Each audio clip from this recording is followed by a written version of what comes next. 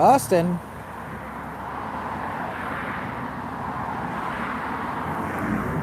Boston, Boston.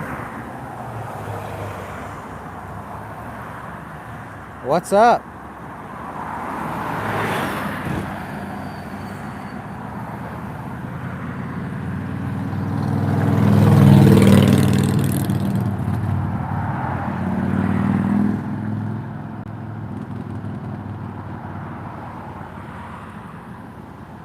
There you go, all 3 lanes. Okay. Nice. Hey, have you ever noticed that when people are turning into a road, they wait until the entire road is clear? rather than just taking the closest open lane. If there's just even one car on the road, they don't feel safe enough to pull out.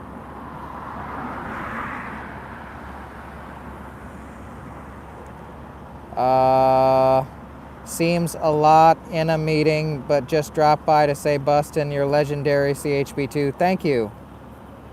Thank you so much. I appreciate any attention I get these days. It's so difficult to get authentic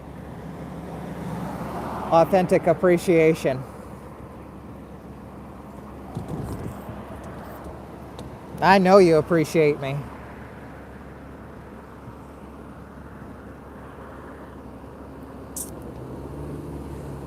But yeah, I'm just chilling at work right now. It's super hot outside. There's like no shade right this second. There's a little bit of shade.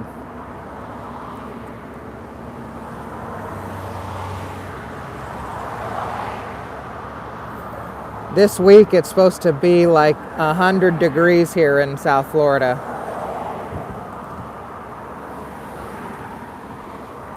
It's supposed to hit like 95. It's not even summertime yet.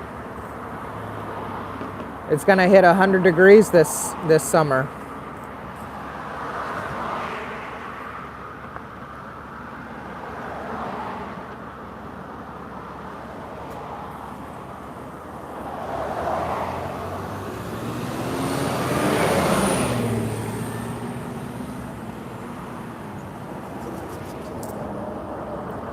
Damn, I'm working for a guy in Orlando, but remotely, yeah. Yeah, plan for it to be like 90 degrees. It's gonna be really hot this week, everybody says.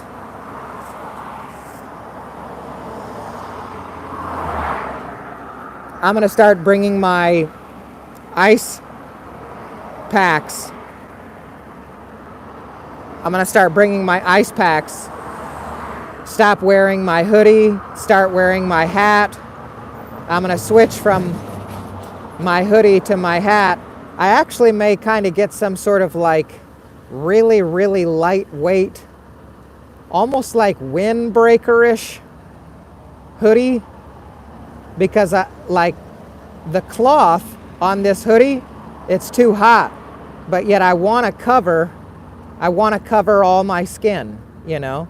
Like when I take the hood off this hoodie, my head just starts to sunburn. So it's like I could wear a hat, kind of want maybe like a windbreaker hoodie, something that covers the skin but is really lightweight. Roger, moisture wicking fabric is the way to go. Okay, I'm gonna look for a moisture wicking hoodie so it can wick my moisture up, and something to block the UV. Yep, because like where I'm sitting right now, I'm just like getting baked. Not even smoking. I'm not even smoking right now, and I'm getting so baked. Oh man. So I found out some really, really great life motivating information, everybody. For those of you that know me at all, you know that when I was 18 years old, I got in trouble and I got a felony. And that is a terrible, terrible thing to have. It's ruined a lot of my life. But there's now something I've come across that has given me a lot of motivation. And it all stemmed from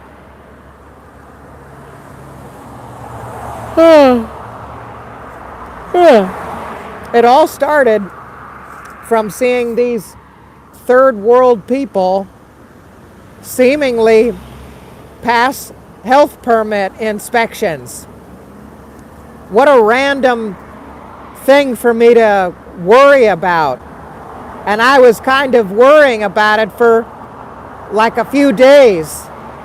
I saw multiple videos online of all of these third world people coming here and trying to start businesses.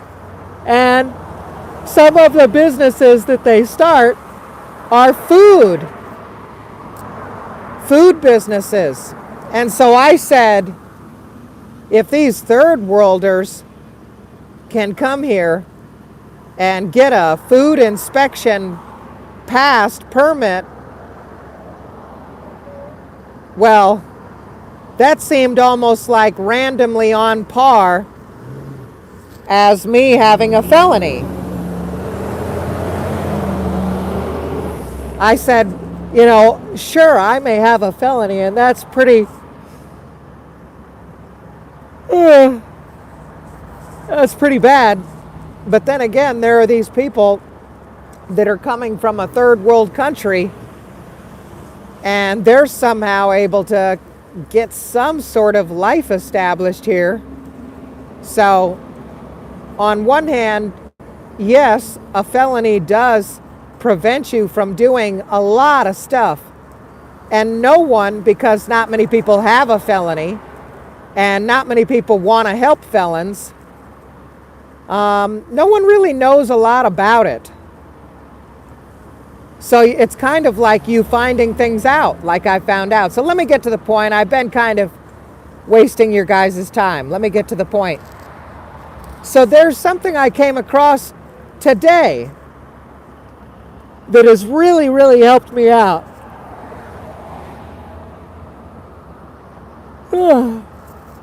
And it's called a cottage law.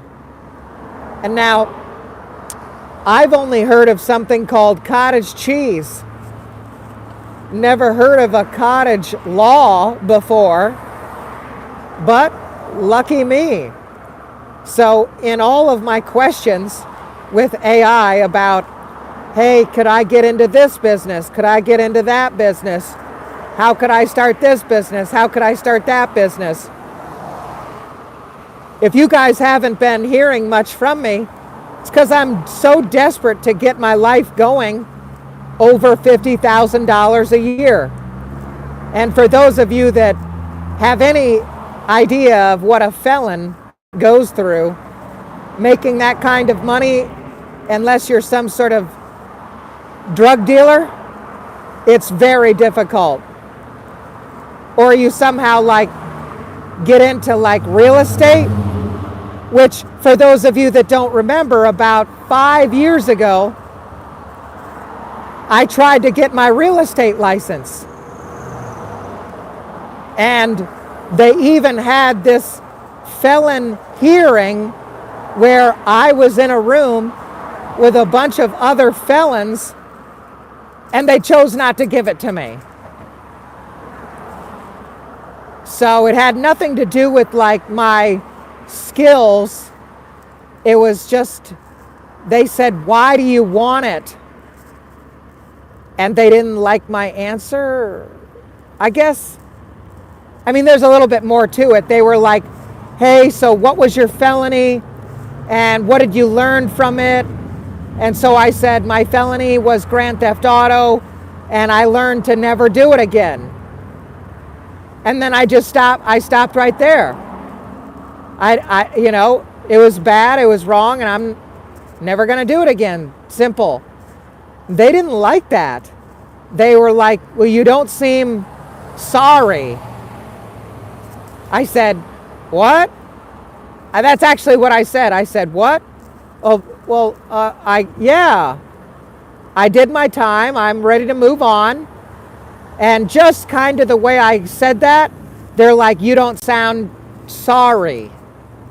And so they didn't give me a real estate license.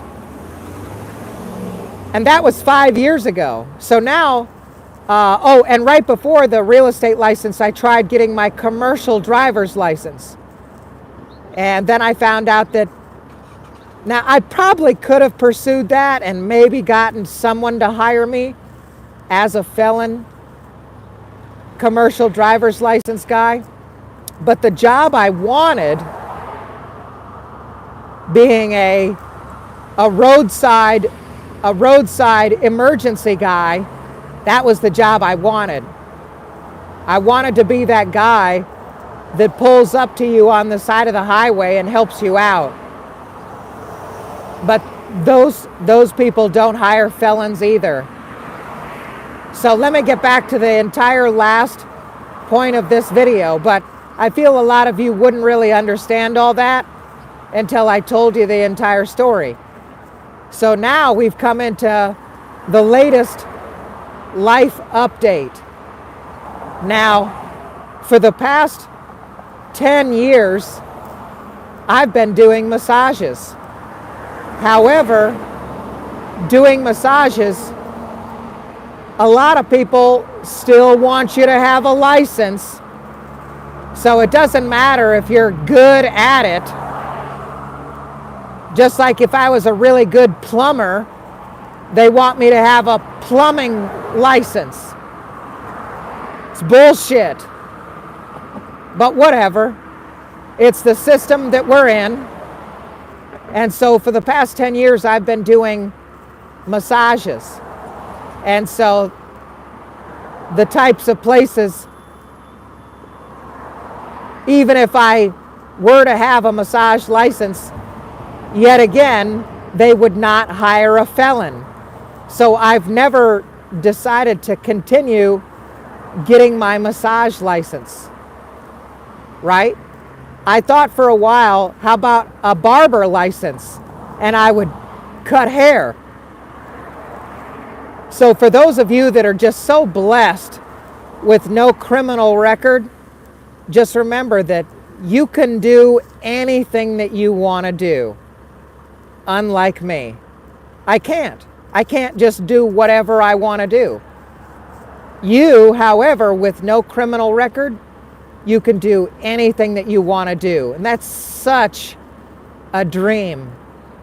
Me, I have to just continue finding out places that don't like felons, no matter how nice I am now, 20 years later.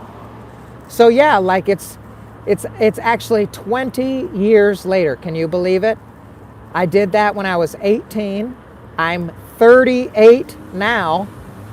20 years later, and people still hold it against me. People still say, you're a bad guy.